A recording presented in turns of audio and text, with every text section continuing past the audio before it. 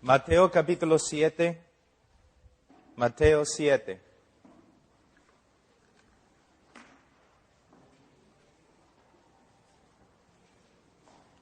Esta es una enseñanza clásica sobre la salvación. Cuando estudiamos los comentarios antiguos de los bautistas tempranos, podemos ver que este texto se interpreta de una manera diferente por ellos que la interpretación que tenemos en el día de hoy. Y vamos a ver varias verdades bíblicas a través de este texto. Mateo 7, versículo 13, entrad por la puerta estrecha, porque ancha es la puerta y espacioso el camino que lleva a la perdición. Y muchos son los que entran por ella, porque estrecha es la puerta y angosto el camino que lleva a la vida, y pocos son los que la hallan. Oremos. Padre, te damos gracias por este día, por tu misericordia en nuestra vida, por la gracia que es nuestra, por medio de Jesucristo. Señor, danos sabiduría, ayúdanos a entender tu palabra. Guíanos, Señor, en el nombre de Cristo Jesús. Amén. Entrad por la puerta estrecha, porque ancha es la puerta y espacioso el camino que lleva a la perdición, y muchos son los que entran por ella. Porque estrecha es la puerta y angosto el camino que lleva a la vida. Podemos ver dos cosas acá. Primeramente, hay una puerta. Hay una puerta. Segundo, hay un camino. En el día de hoy los bautistas solamente hablan de la puerta y no hablan del camino. ¿Te das cuenta? ¿Eres salvo? Sí. ¿Por qué? He pasado por la puerta. He recibido a Cristo. Sí, pero estás caminando en el camino espacioso. No, no importa. He pasado por la puerta. Pero hermano, estás caminando no en el camino angosto, sino estás caminando continuamente en el camino espacioso. ¿Qué importa? He pasado por la puerta. ¿Dónde aprende la gente estas cosas? De nosotros. Porque los predicadores solamente hablan de la puerta. ¿Te das cuenta? Rara vez se habla del camino. ¿Es sí o no? Es verdad.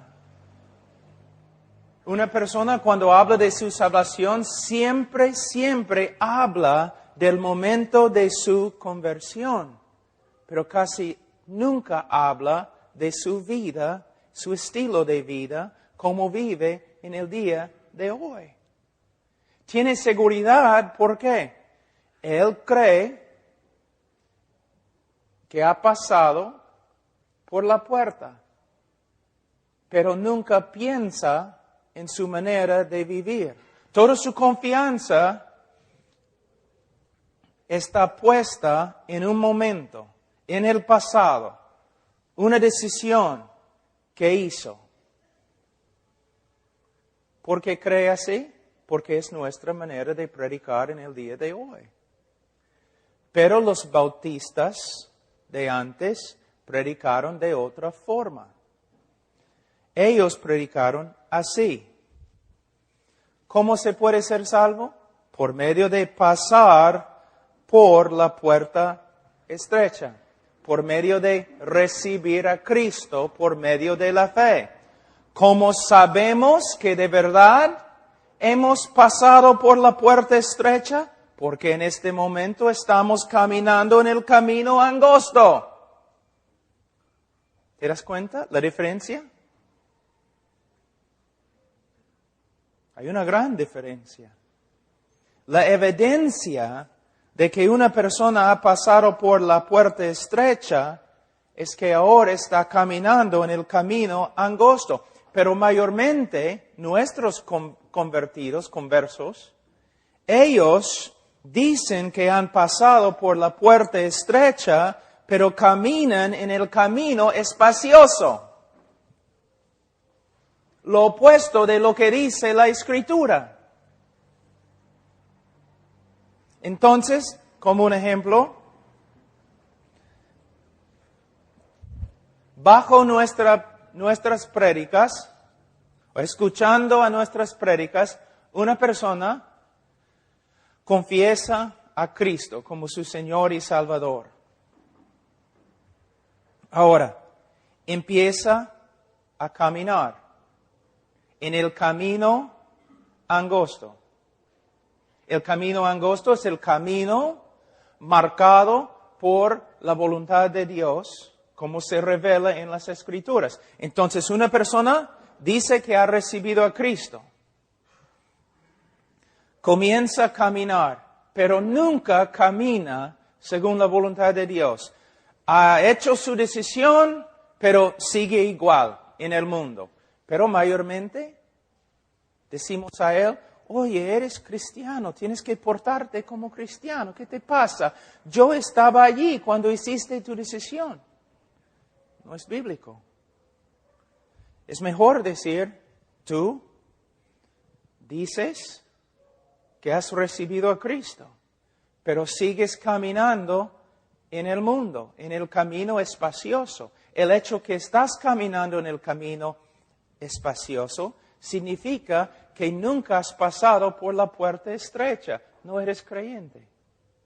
O por lo menos no puedes tener ninguna confianza que seas creyente. O una persona dice que ha recibido a Cristo y comienza a caminar, parece, en la voluntad de Dios. Comienza a someterse a las prédicas, a las Escrituras y camina. Pero tarde o temprano comienza a apartarse. Tenemos personas así, ¿no es cierto? Empiezan muy bien, pero de ahí se apartan y siguen apartándose. Y nosotros decimos, mira, definitivamente sé que eres creyente, porque no solamente hiciste tu decisión, sino también caminaste con el Señor un tiempo. Entonces eres creyente, tienes que volver. No. La consejería bíblica dice lo siguiente. Hiciste tu decisión, dijiste a todos que eres convertido, que fuiste convertido, caminaste un tiempo dentro de la voluntad de Dios, parece, pero ahora te has apartado totalmente. Si sigues en este camino, es evidencia que nunca conociste al Señor y todo ha sido falso desde el comienzo. Si una persona dice que ha recibido a Cristo y comienza a caminar con el Señor, pero tiene bastantes luchas. 2 pasos atrás, 3 pasos adelante, se extravía un poco por acá, se extravía un poco por acá, pero sigue poco a poco, creciendo en la santificación, creciendo en su conformidad a Cristo. Es evidencia de ¿qué? Que de verdad ha conocido al Señor. Entonces, el caminar en el camino espacioso es evidencia de que una persona nunca ha pasado por la puerta estrecha. Esta es la interpretación de la historia de los antiguos. Mira cómo, hermanos, nosotros simplemente, porque una persona ha orado una oración, nosotros decimos, es salvo. Y aunque viva como un diablo, nosotros como pastores seguimos diciendo, es salvo, solamente está extraviado. Un cristiano puede extraviarse, pero no puede seguir caminando así. ¿Qué dice Hebreos capítulo 12? El Señor le va a disciplinar. le va a corregir. Hermanos, algunos de ustedes, ¿no es cierto que dentro de su corazón es el temor de Jehová? Y que ustedes saben que si se apartan de la fe, algo va a suceder. Lo saben. Entonces, ¿por qué hay otros cristianos que pueden apartarse sin temor, sin disciplina? Es porque no son creyentes. Ahora él sigue y dice, guardaos de los falsos profetas que vienen a vosotros con vestidos de ovejas, pero por dentro son lobos rapaces. Hermanos,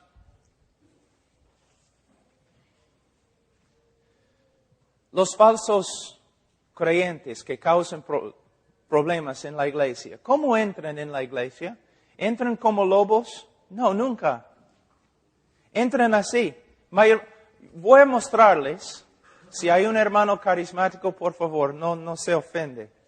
Pero hemos perdido muchas iglesias bautistas a los carismáticos. Es cierto. En Argentina casi todos, ¿no? Los bautistas evangelizan a los incrédulos y los demás iglesias evangelizan a los bautistas. Pero un carismático entra en una iglesia bautista chiquitita, ¿no? Que está creciendo. Entra, se sienta, adora al Señor, muy buena gente, habla con los hermanos y siempre dice, oh, el pastor, y predica muy bien el pastor, esta iglesia me encanta, y comienza a ganar la confianza de los hermanos. Pero tarde o temprano, ¿qué sucede? Caramba, esta iglesia tan buena, y el pastor predica bien. Qué pena que falta una sola cosa.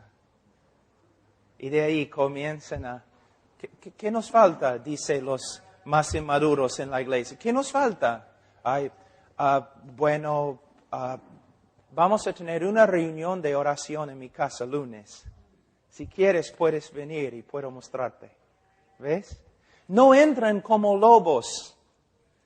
Entran como ovejas. Como buena gente. Y engañan. Pero dentro son lobos. Pero así es todos los que hacen una decisión, todos los que confiesan a Cristo, no sabemos lo que está dentro. No sabemos, pero tarde o temprano todo lo que está dentro va a salir por medio de lo que hacen. Esto es lo que tenemos que aprender. Personas dicen, no puedes leer, tú no sabes lo que está dentro de mi corazón. Yo no tengo que saber lo que está dentro de tu corazón, porque lo que está dentro de tu corazón está saliendo por tu boca. Tus frutos, tu manera de caminar, tus actos, lo que haces. Es el significado de esta enseñanza. Ahora, él está hablando en el contexto acerca de los falsos profetas. En el contexto inmediato. Pero en el contexto general se aplica a todos los que confiesen a Cristo. Una persona puede confesar a Cristo, una persona puede hacer un montón de cosas buenas en el nombre de Cristo, pero todavía es inconversa la persona. Pero tarde o temprano va a salir por medio de sus frutos. Él dice, guardaos de los falsos profetas que vienen a vosotros con vestidos de ovejas, pero por dentro son lobos rapaces. Mira, por sus frutos los conoceréis. ¿Cómo vamos a saber si la profesión de fe es genuina? Él dice, por sus frutos los conoceréis. El creyente mismo. ¿Cómo puede saber el creyente que de verdad es creyente? Es cristiano de verdad. No es solamente por medio de su confesión, sino por medio de sus frutos y el Espíritu Santo testifica que somos creyentes por medio de los frutos que Él está produciendo en nuestra vida. Cuando habla de cómo el Espíritu Santo testifica que somos creyentes, no es por medio de algo místico, sino por medio de los frutos que Él produce en nosotros. ¿Se dan cuenta? Por medio de sus frutos. Y por eso, cuando tenemos hermanos en la iglesia que no andan bien como un estilo de vida, después de años o un tiempo, no crecen, no se maduran, no crecen en la santificación, debemos hablar con ellos acerca del momento de su conversión, investigando con la Escritura. También tenemos que examinar su vida conforme a la palabra de Dios, ayudándoles a venir a una conclusión bíblica con respecto a su salvación. Un pastor el primer día habló conmigo y dijo, Pablo, tantas iglesias bautistas aquí en Perú, y yo he entrado y yo he simplemente hablando con los miembros. A veces les pregunto, ¿vas a ir al cielo? Sí. ¿Cómo sabes? Bueno, no. ¿Qué es el Evangelio? ¿Cómo es que te convertiste? Bueno, no. Había la música y el pastor dijo que debemos pasar adelante, pasé adelante y me gusta la gente y no quiero vivir una vida buena. Ni tiene conocimiento de lo que es el Evangelio, cómo una persona se salva, nada. Es porque después de pasar adelante, muchas veces pasamos 5 minutos con ellos, nada. Especialmente en las campañas evangelísticas.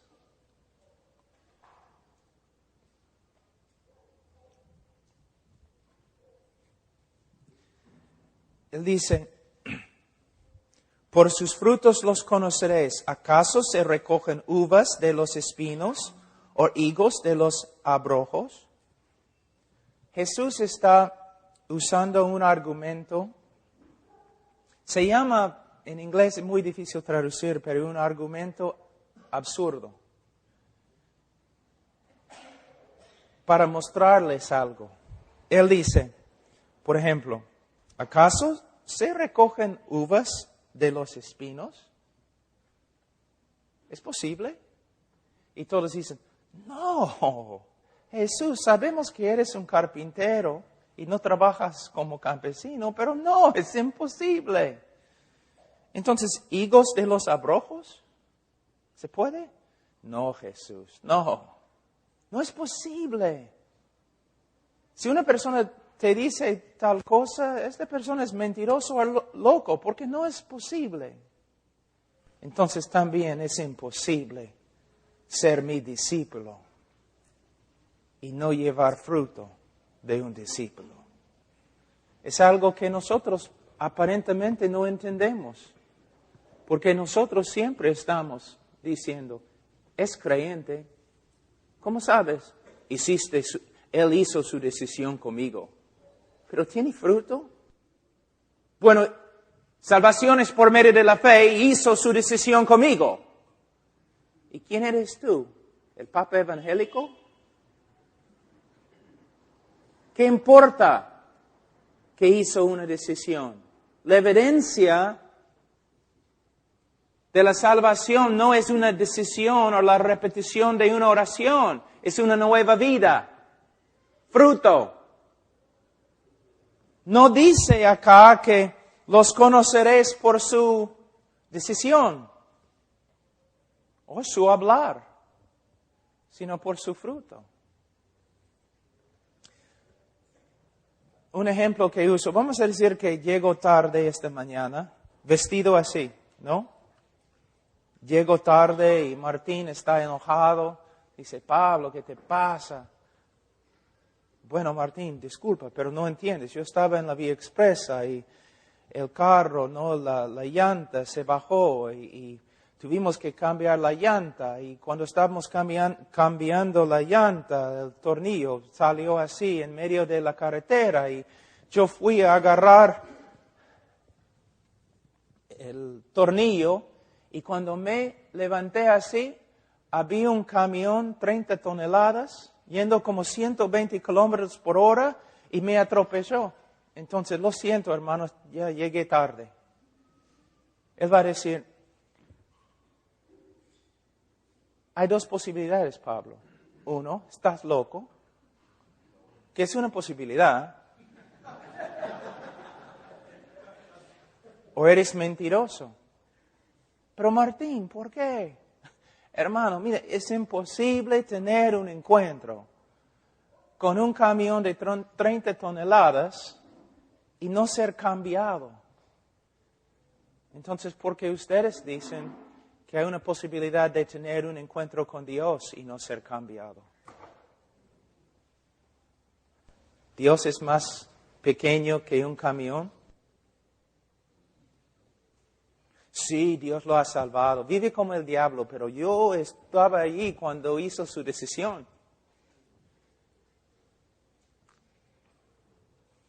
¿Ves?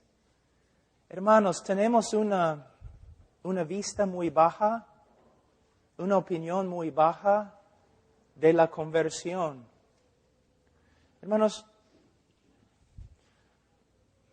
mira lo que hemos hecho. Billy Graham tenía un programa años y años, La Hora de Decisión. Entonces ahora tenemos millones de personas que han hecho su decisión y todavía son perdidos.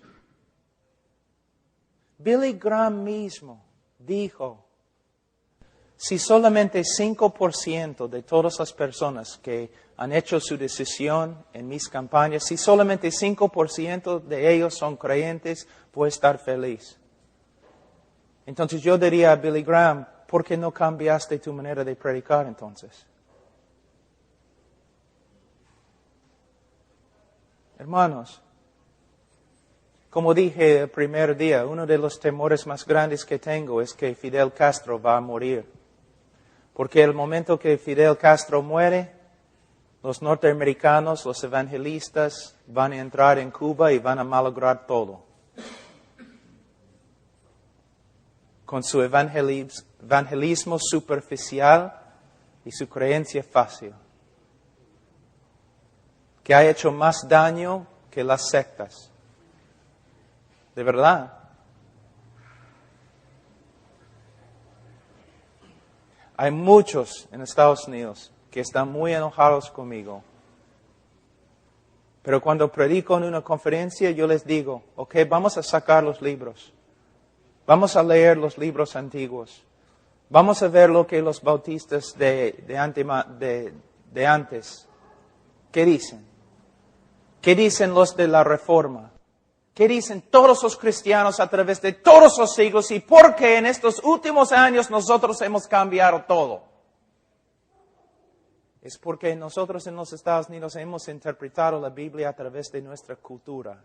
Todo fácil y todo instantáneo. De verdad. Había un norteamericano que vino acá algunos años atrás y dijo, su primer día en la calle, dijo, 150 personas recibieron a Cristo conmigo hoy día. Caramba, está bien. ¿Cómo? Él simplemente se le acercó a un peruano, dijo, ¿quieres ir al cielo? Sí. Lee esta oración. Después de leer la oración, eres salvo.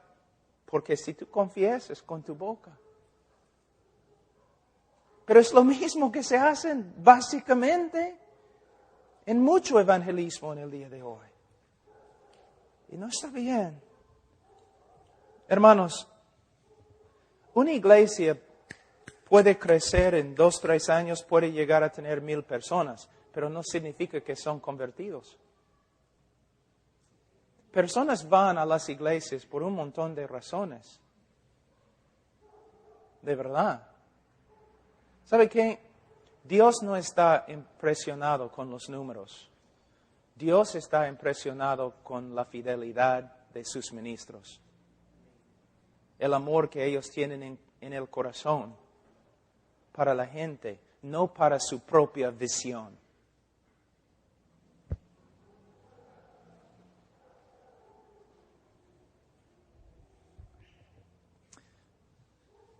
Algunos teólogos bautistas, los mejores en Estados Unidos en el día de hoy, han dicho, si estudiamos el Nuevo Testamento y comparamos los miembros de las iglesias bautistas en los Estados Unidos con lo que las Escrituras del Nuevo Testamento enseñan, tenemos que sacar la conclusión que menos que 10 a 15% de todos los bautistas son creyentes.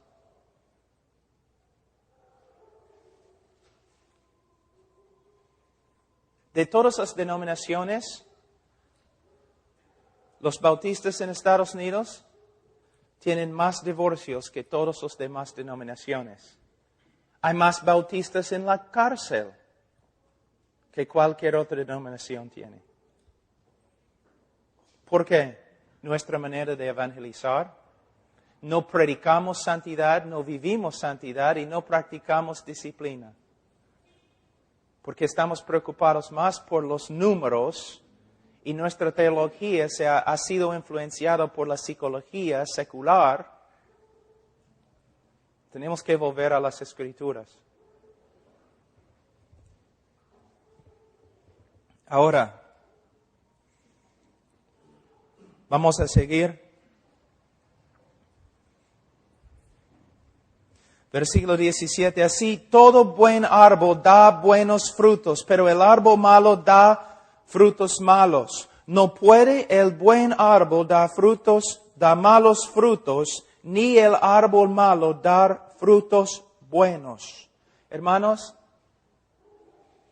esta enseñanza acá es una de las enseñanzas más importantes en todas las Escrituras con respecto a la naturaleza del hombre inconverso. Jesús está dándonos algunas enseñanzas claves para entender el hombre y la salvación del hombre. Mira, así todo buen árbol da buenos frutos, pero el árbol malo da frutos malos. No puede el buen árbol dar malos frutos, ni el árbol malo dar frutos buenos. Ahora, vamos a ver cómo. ¿Recuerden la enseñanza acerca de las dos puertas y los dos caminos? Como nosotros ahora en el día de hoy solamente enseñamos la mitad de esta enseñanza. Hablamos de la puerta, pero no hablamos del camino. Ahora vamos a ver cómo enseñamos solamente la mitad de este texto. Dice, lo que nosotros siempre enseñamos se encuentra en versículo 18. El árbol malo no puede dar frutos buenos. Es lo que decimos. Cuando hablamos con los incrédulos, ¿no es cierto? Siempre estamos diciendo, mira, tú no puedes salvarte por medio de tus obras. Es imposible, porque el hombre inconverso no puede, hacer obras buenas que agraden a Dios. Enseñamos esto, ¿no? ¿Cuántos han enseñado así? Es verdad. Cuando testificamos a los incrédulos, especialmente a los católicos, siempre decimos, mira, tú estás tratando de ganar la salvación por medio de agradar a Dios con tus obras. Pero es imposible que una persona inconversa, tenga obras buenas o frutos buenos que agraden a Dios. Pero ¿por qué solamente enseñamos la mitad del texto? Mira la primera parte. No puede el buen árbol, dar malos frutos. Es imposible que el inconverso, él no puede dar buenos frutos. Pero a la vez es imposible que el creyente dé malos frutos. El inconverso no puede dar buenos frutos para agradar a Dios, pero a la vez enseña que un hombre verdaderamente converso, verdaderamente creyente, no puede dar malos frutos, es lo que dice. ¿Significa que el cristiano verdadero no puede pecar? No. Lo que él está enseñando es lo siguiente. Un hombre inconverso tiene un corazón negro, muerto, depravado. No hay suficientes palabras para describir el corazón del incrédulo. Y este hombre con esta naturaleza o este corazón caído y depravado no puede producir frutos buenos. Pero a la vez, el creyente verdadero que ahora tiene una nueva naturaleza y un nuevo corazón, no puede producir frutos malos como un estilo de vida.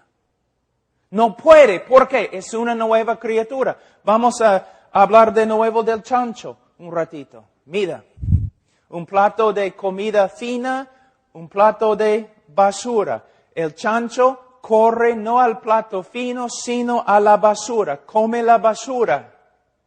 Pero si convertimos el chancho en hombre, él no más puede. Él no puede comer la basura. Él es una criatura nueva que simplemente no puede hacerlo.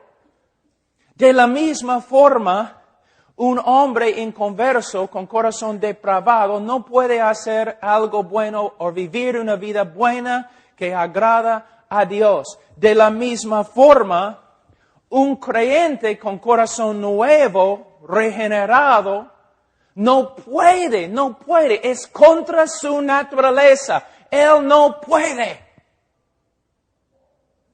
Todos ustedes que son creyentes, ustedes saben que luchan contra el pecado, ¿no?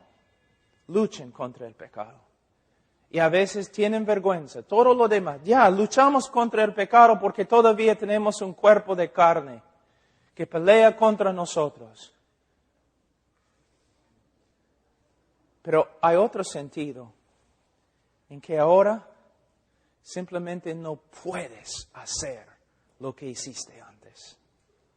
Quizás un momento, sí, pero no puedes volver y abandonar todo eso que el Señor ha hecho en tu vida. No puedes volver a la misma vida de antes. Es imposible. Puedes caer, sí. Puedes pecar, sí. Pero no puedes volver. No más. Es imposible. Yo recuerdo un joven en Rumania. Llegó a mí y dijo, no sé si soy salvo. Yo le dije, está bien. Yo hice algo que Lutero hizo una vez. Yo le dije, bueno, vamos a pasar por 1 de Juan, pasamos por 1 de Juan, hablamos mucho tiempo, oramos y todo, pero todavía estaba diciendo, yo no sé. A veces dudo mi salvación, todo lo demás. Yo le dije, está bien. Entonces, ¿conoces algunas discotecas por acá? Él dijo, sí, pero buenas, a malas, ¿no? Con chicas malas y licor y todo lo demás. Sí, pastor, yo sé. Entonces deja la conferencia en ese momento y vete a las discotecas. Diviértete, encuéntrate, no una mujer, 5 mujeres. Toma, baila, todo. Pastor, vete. Pero pastor, vete. Pero no puedo. Yo no puedo. Caramba, soy salvo.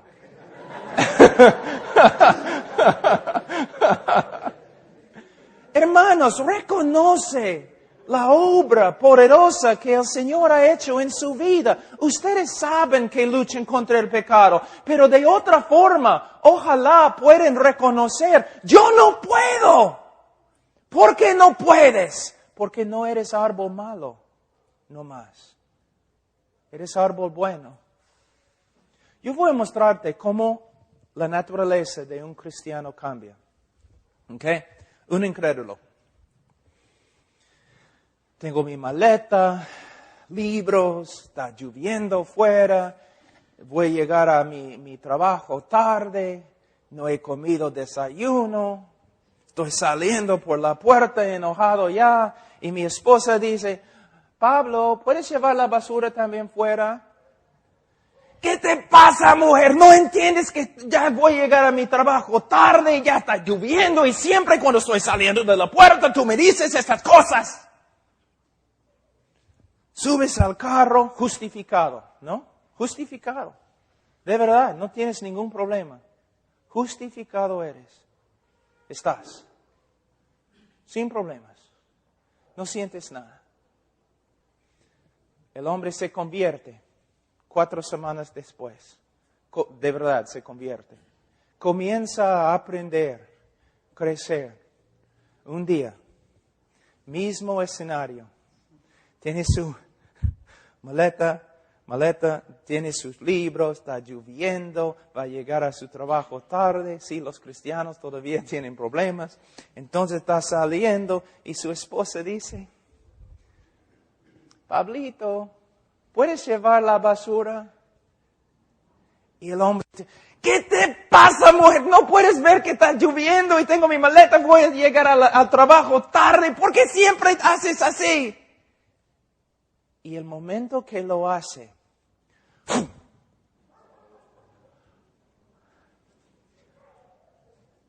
hay náusea casi. Hay vergüenza. Y quizás no se arrepiente en ese momento. Quizás ya va a endurecer su corazón un poquito. Llega al carro tratando de justificar sus acciones, pero como un martillo. ¡Pum! ¡Pum! ¡Pum! Quizás llega a su trabajo y agarra el teléfono, marca. Esposa, perdóname.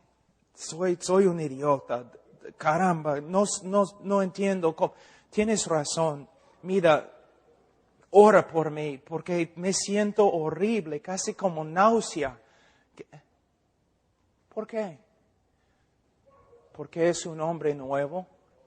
Todavía hay la realidad de un cuerpo de carne. Una parte de él que exactamente, teológicamente, no sabemos cómo identificarlo, pero hay una parte de él todavía no redimido, todavía caído. Pero no es su realidad, no es quien es. De verdad, de adentro, es una criatura nueva. Es una criatura nueva. Esa no es poesía, es una realidad. Es un hombre nuevo. Y por eso cuando él metió su cabeza en ese balde de basura como un chancho, el momento que lo hizo, se enfermó. ¿Por qué? No más es chancho. Es otra criatura. Y eso es lo que me da tanta pena. Hemos reducido esta obra magnífica, recreadora, sobrenatural de Dios en la vida de un hombre, lo hemos reducido a una decisión. Pero Pablo dijo, no es la circuncisión, no es rito, no es esto, es una nueva vida. Yo sé que soy hombre, que ontológicamente, en la parte más profunda de mi ser, yo sé que soy una criatura completamente diferente que antes. No porque soy perfecto, sino porque antes yo podía comer basura, yo podía nadar en basura, yo podía bañarme en basura, con gozo y alegría. Ahora, si miro la basura, es algo asqueroso. Si las mentiras del mundo y Satanás y mi propia carne me engañan y trato de morder la basura, me enfermo. No soy chancho, no más. Algo ha sucedido. No puedo. Sí, peco, sí. Lucho contra el pecado, sí, pero no puedo tener la misma relación con el pecado de antes. Es absolutamente imposible, porque si alguno está en Cristo, nueva criatura es. Pero nosotros tenemos un montón de miembros en la iglesia que son cristianos porque hicieron su decisión con nosotros, pero pueden vivir en la basura continuamente sin problemas. ¿Por qué el Señor salva a algunos solamente salvando a algunas personas de la condenación, pero no del poder del pecado? Y otros Él salva no solamente de la condenación del pecado, sino del poder del pecado. Es que algunos no son salvos y otros sí. De nuevo, no estamos hablando de perfeccionismo, no estamos diciendo que un cristiano no caiga, simplemente estamos hablando de estilo de vida que refleja una nueva criatura. ¿Ves? Entonces, Él dice, y mira lo que dice aquí, es tan importante, hermanos. Versículo 19.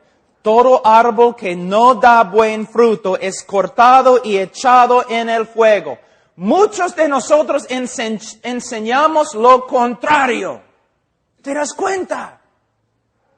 En nuestra manera de enseñar la salvación, nosotros enseñamos, todos los que hicieron su decisión no van a ir al infierno.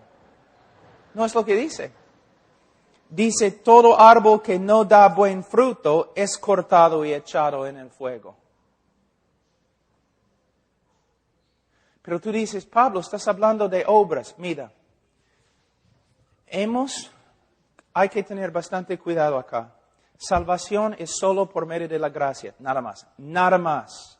Salvación no es por obras, jamás, nunca. Si salvación es 99% Dios y 1% tiene algo que ver contigo, vas a ir al infierno. Salvación es un acto de gracia, pero tienes que entender salvación. En la salvación Dios no solamente justifica, sino también regenera. Por medio de justificarnos, Él nos salva de la condenación del pecado. Por medio de regenerarnos, Él nos hace nuevas criaturas que van a producir buenas obras. No para salvarnos, sino porque somos salvos por medio de la fe. Nosotros creemos que la salvación no tiene poder, pero sí tiene poder. Una persona, imagínense la diferencia. Hermanos, la persona, ¿una vez has predicado? La persona que confiesa a Cristo, pero no tiene el fruto del creyente en su vida, va a ir al infierno. No es porque ha perdido su salvación, no es porque salvación es por medio de fe y obras, sino si una persona por fe ha sido salvado y convertido y regenerado, va a producir obras porque es una nueva criatura.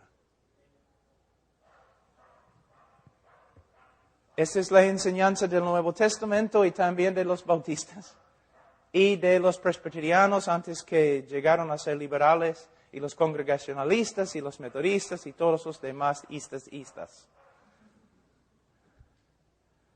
Ahora, vamos a ver algunas cosas interesantes. Mira, versículo 20. Así que por sus frutos los conoceréis. La enseñanza empezó en versículo 16. Por sus frutos los conoceréis. Termina en versículo 20. Por sus frutos los conoceréis. ¿Tú crees que quizás Él está tratando de enseñarnos algo? Que por sus frutos los conoceréis. Pero no es nuestra manera. Fíjate, no es nuestra manera en el día de hoy. Nosotros nunca decimos a nadie, por sus frutos los conoceréis. Solamente decimos si han hecho su decisión. ¿Ves? Nunca hablamos de fruto, solamente de decisión. Decisión es la idolatría de decisión. Los hombres no están confiando en Cristo, están confiando en una obra. Tú estás enseñando obras. Ellos cumplieron la obra. Oraron. Hicieron su decisión. Y son salvos. Sabemos que son salvos. Y el hombre hizo su decisión y yo estaba allí. Entonces tú eres la persona que puede validar todo eso, ¿no? Entonces cuando se para ante el Señor y el Señor dice, apártate de mí, hacedor de maldad, tú puedes decir, no Señor, espera, estás equivocado. Señor, estás equivocado porque Él hizo su decisión conmigo. ¿Ves? Ahora, versículo 21. No todo el que me dice, Señor, Señor, entrará en el reino de los cielos, sino el que hace la voluntad de mi Padre que está en los cielos. ¿Qué vas a hacer con este texto? ¿Qué vas a hacer con ello? Porque contradice mucho de lo que los evangélicos y los bautistas enseñan en el día de hoy. Totalmente contradice lo que nosotros enseñamos. No todo aquel que me dice Señor, Señor. En el idioma hebreo, y aunque el Nuevo Testamento fue escrito en griego, los judíos eran hebreos, tenían conceptos hebreos que salen aun cuando escriben en griego. Y hay un concepto hebreo que se llama paralelismo hebreo. Cuando un judío quiere enfatizar algo, lo repite. Por ejemplo, Dios es santo, santo, santo. Fíjate, nunca dice que Dios es amor, amor, amor. Debemos estar hablando más de la santidad de Dios, ¿no es cierto? Aquí Él dice, no todo aquel que dice, Jesús es Señor, no es lo que dice, sino, no todo aquel que dice, Jesús es Señor, Jesús es mi Señor, gloria a Dios, Jesús es el Señor, públicamente, siempre, Jesús es el Señor. No todo aquel que habla así entrará en el reino de Dios. Pero nosotros tenemos convertidos que ni pueden pararse y dar un testimonio, pero todavía son convertidos conforme a nosotros. Según nosotros. Él dice, no todo aquel que dice Señor, Señor, entrará en el reino de Dios. ¿Quieres saber el valor de tu confesión de fe? 0. Es lo que dice aquí. Ellos tienen una confesión de fe. Jesús es el Señor, es una confesión de fe. Jesús es el Señor. Jesús es el Señor, el Señor. ¿Y qué vale eternamente? 0. Porque van a ir al infierno. No tiene ningún valor. Pero, ¿no? Confesó a Cristo, pues, es salvo. ¿Sí? Entonces sabemos que es salvo porque confesó a Cristo. No. ¿Qué dice Jesús? Sabemos que es salvo porque hace la voluntad de mi Padre que está en los cielos. De nuevo, ¿es salvo por medio de hacer la voluntad del Padre? No. Es salvo por medio de fe. Pero la evidencia de que realmente creó es que ahora hace la voluntad del Padre. Entonces, cuando hablamos con las personas en la iglesia, cuando una persona supuestamente recibe a Cristo conmigo, yo no lo presento ante la iglesia. Este hermano recibió a Cristo esta noche, es salvo. ¿Y cómo sabes? Es mejor decir, este amigo aquí, este hombre vino esta noche y confesó a Cristo. Gloria a Dios. Pero ahora, porque lo amamos y también porque queremos glorificar al Señor en esta iglesia, nosotros vamos a pasar tiempo con este Señor. Se puede decir, hermano, vamos a pasar tiempo con Él, vamos a discipularlo, vamos a pasar por 1 de Juan. no importa cuánto tiempo demora, vamos a trabajar con él hasta que él sepa bíblicamente que es creyente. ¿Ves la diferencia? Hermanos, de verdad me gustaría agarrar una silla y contra la pared. ¿Sabe qué? Yo odio lo que ha salido a veces, lo que sale de los Estados Unidos. Porque todo tiene que ver con números y luces y ruido y es patético. Si yo fuera a tu iglesia este momento y yo hablara con todos sus miembros, ¿cuántos tienen un conocimiento fijo, sólido, bíblico, de lo que es la salvación? De la cruz, del Calvario. Sí, igualito a la Iglesia Católica.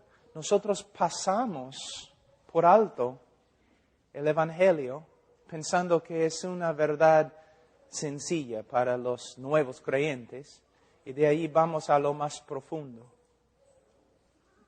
No, hermanos. Ahora, vamos a aprender algunas cosas muy importantes aquí. No todo aquel que me dice, Señor, Señor, entrará en el reino de los cielos, sino el que hace la voluntad de mi Padre que está en los cielos. No debemos gritar así del púlpito, pero con amor y cuidado y compasión. Debemos empezar a enseñar. Mira, hermanos, es muy posible hacer una decisión, aún con mucha emoción y lágrimas, sin ser salvo. Es muy posible pasar adelante sin saber lo que uno hace y sin ser salvo. La evidencia de que eres creyente no es que una vez en tu vida hiciste una decisión, pero lo que pasó después de la decisión. ¿Estás creciendo en la voluntad del Señor? ¿Estás aprendiendo más y más a caminar en los caminos del Señor? ¿Estás creciendo en santidad? El temor de Jehová está creciendo dentro de tu corazón. ¿Ves? Estas son las evidencias. ¿Estás amando a los hermanos más que antes? ¿Estás creciendo en madurez? Esta es la evidencia de que eres salvo. Cambiará todo, ¿no? Sí, pastor, voy a tener que cambiar mi iglesia. Ahora, él dice, muchos me dirán en aquel día, Señor, Señor, ¿no profetizamos en tu nombre y en tu nombre echamos fuera demonios y en tu nombre hicimos muchos milagros? ¿Qué significa? Que muchos ministros van a ir al infierno. Muchos pastores van a ir al infierno. Muchos evangelistas van a ir al infierno, es lo que significa. Muchos de los que ministran en el nombre de Cristo van a ir al infierno.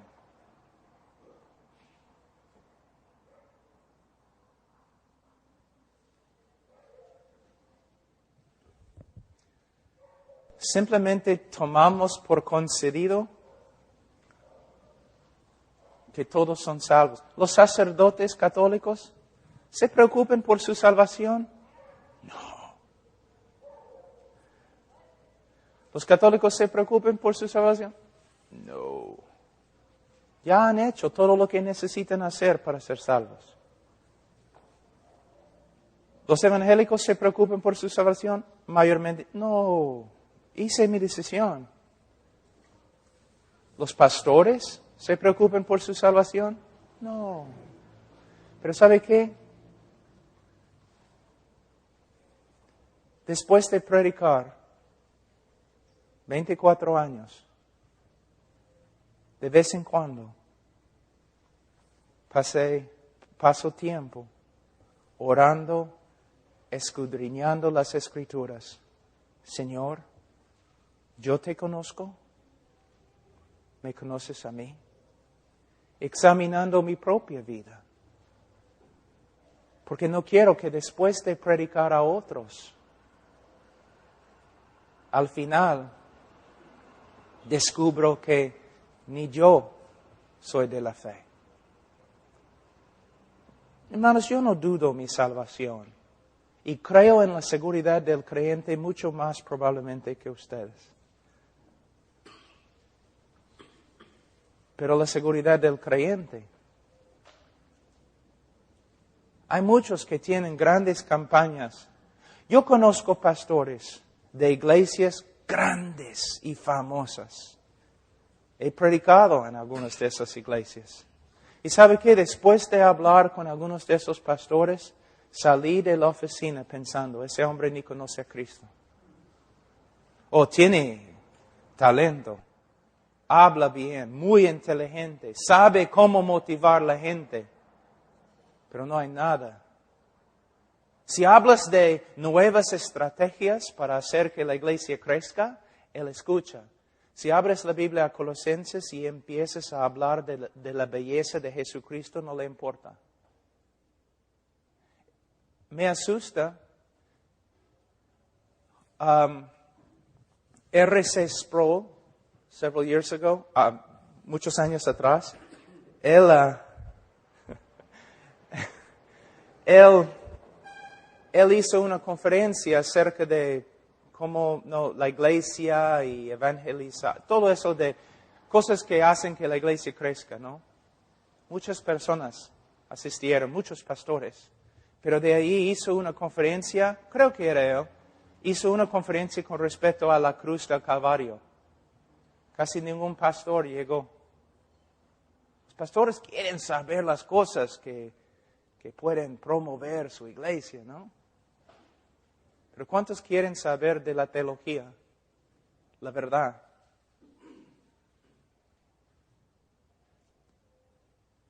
Bíblicamente se puede destruir bíblicamente 95% de todas las estrategias que se usan en el día de hoy para hacer que la iglesia crezca. Es nada más que psicología y las mismas técnicas que los vendedores en los grandes negocios usan. Lo mismo. Hermanos, nosotros somos profetas, no somos vendedores. Somos predicadores, no somos hombres de negocio. Ahora, dice, y entonces les declararé, nunca os conocí, apartaos de mí, hacedores de maldad. Algunas cosas aquí. Nosotros siempre preguntamos a la gente, ¿tú conoces a Cristo? Sí, gloria a Dios. Pero según Cristo, esta no es la pregunta. Imagínense, yo voy a la Casa Blanca y trato de entrar. ¿Qué me va a pasar? Me van a agarrar, vamos a decir que trato de entrar en la Casa Blanca y los soldados me agarran y yo digo, espera, yo conozco a George Bush. ¿Qué importa? Eso no va a cambiar nada. Oye, este loco, tú no vas a entrar, pero conozco a George Bush. No me van a escuchar, pero si George Bush sale de la Casa Blanca y se me acerca y dice, yo conozco a Pablo Washer, yo voy a entrar. Toda la gente dice, yo conozco a Jesús, los sacerdotes, yo conozco a Jesús. Los evangélicos viven como diablos y dicen, yo conozco a Jesús. Pero la pregunta es, ¿Jesús te conoce a ti? Hay una gran diferencia. Otra cosa, cuando Dios usa la palabra conocer, no significa, mira cómo lo hemos reducido, no significa, cuando una persona dice, yo conozco a Dios bíblicamente, no significa, yo hice mi decisión. La palabra conocer en la mente hebreo es, yo he tenido una relación íntima con Él. Pero personas no piensan así y no piensan así porque no predicamos así. Todos están confiando en una decisión aunque no tengan ninguna relación íntima con Él. Ahora, una traducción en griego del versículo 23. Nunca os conocí, apartaos de mí,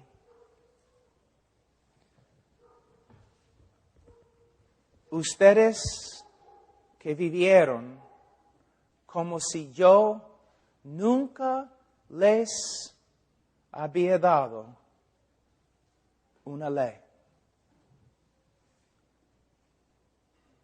Apartaos de mí, o apártense de mí, ustedes que se dijeron mis discípulos, pero que vivieron como si yo nunca les habría dado una ley para obedecer. ¿Cuántas personas se dicen creyentes, pero viven como Dios nunca les habría dado leyes o principios o enseñanzas? Dicen que han pasado por la puerta que es Cristo, pero caminan en el camino espacioso, sin ley.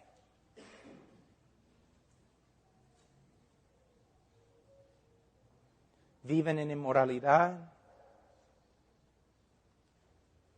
mienten, todo, pero son creyentes. Porque no solamente hicieron su decisión, sino también asisten a la iglesia. ¿Eso qué significa? Los mafiosos van a la iglesia católica y también fueron bautizados como niños. Ahora, voy a mostrarles algo. En versículo 13, entrad por la puerta estrecha, porque ancha es la puerta y espacioso el camino que lleva a la perdición, y muchos son los que entran por ella. Porque estrecha es la puerta y angosto el camino que lleva a la vida, y pocos son los que la hallan. Ahora, hay que tener cuidado con el contexto. Cuando dice pocos son los que la hallan, pensamos que Cristo está diciendo, tenemos todo el mundo por acá, ateos, agnósticos, los que no confiesen a Cristo, y una multitud de ellos, y tenemos un grupo pequeño de los que confiesen a Cristo. Estos no van a entrar en el reino de los cielos, estos sí van a entrar, es un grupo pequeño. Esa es la manera de enseñarlo, ¿no? No, porque Jesús en este texto nunca está hablando de este grupo. Él está diciendo, entre los que se dicen mis discípulos, pocos son los que van a ser salvos. Este es el contexto. Él ni se preocupa por los que están de afuera. Él está hablando a los que se identifiquen como sus discípulos. Entre los que se dicen cristianos, pocos son los que van a encontrar el camino de vida. Y por fin terminamos acá los dos cimientos. Cualquiera pues que me oye estas palabras y las hace, le compararé a un hombre prudente que edificó su casa sobre la roca. Descendió lluvia y vinieron ríos y soplaron vientos y golpearon contra aquella casa y no cayó porque estaba fundada sobre la roca. Pero cualquiera que me oye estas palabras y no las hace, le compararé a un hombre insensato que edificó su casa sobre la arena. Y descendió lluvia y vinieron ríos y soplaron vientos y dieron con ímpetu contra aquella casa y cayó y fue grande su ruina. Ahora, mayormente, de nuevo, vamos a mostrar cuán importante es el contexto. La mayoría de personas, cuando enseñan este texto, lo enseñan así. Si eres un creyente que escucha, que oye la palabra de Dios, y la haces, entonces vas a tener una vida muy estable y fuerte, edificada sobre la roca. Pero si eres un creyente que oyes las palabras de Cristo, pero no las obedeces, entonces vas a tener una vida muy inestable y no vas a ser fuerte porque has construido toda tu casa sobre la arena. No es lo que enseña, hermano. No es el contexto. Él no está hablando de dos creyentes. Él está hablando de un creyente que va a ir al cielo y el otro que no es creyente, aunque se dice discípulo, que va a ir al infierno. Mira lo que dice. No todo, cualquiera pues que me oye estas palabras y las hace, le compararé a un hombre prudente que edificó su casa sobre la roca. Descendió lluvia, vinieron ríos y soplaron vientos y golpearon contra aquella casa y no cayó porque estaba fundada sobre la roca. Cuando el juicio de Dios llegó, la casa no cayó. ¿Por qué? Fue fundada sobre la roca. Pero el otro hombre dice que el que me oye estas palabras y no las hace, le compararé a un hombre insensato que edificó su casa sobre la arena y descendió lluvia y vinieron ríos y soplaron vientos y dieron con ímpetu contra aquella casa y cayó y fue grande su ruina. No está hablando de disciplina del Señor, está hablando de ruina. Y yo puedo mostrarles en el contexto. Mira, en versículo 13 y 14 hay dos entradas. Una entrada lleva a la muerte, la otra entrada lleva a la vida. Hay dos caminos. Hay un camino que lleva a la muerte, otro camino que lleva a la vida. Entonces también hay dos árboles. Un árbol produce malos frutos que lleva a la muerte, el otro árbol produce buenos frutos que lleva a la vida. Hay dos tipos de confesión de fe. Una confesión de fe de una persona que no hace la voluntad de Dios, y esta persona es destruida. Hay otra persona que confiesa, Señor, Señor, pero hace la voluntad de Dios, él recibe la vida. Tenemos dos casas, una casa fundada sobre la roca y el hombre sobrevive el juicio de Dios. Otra casa fundada en la arena y el hombre es totalmente arruinado. ¿Ves cómo enseñamos? Si ignoramos el contexto, ahora el texto tiene poder, porque estás enseñándolo.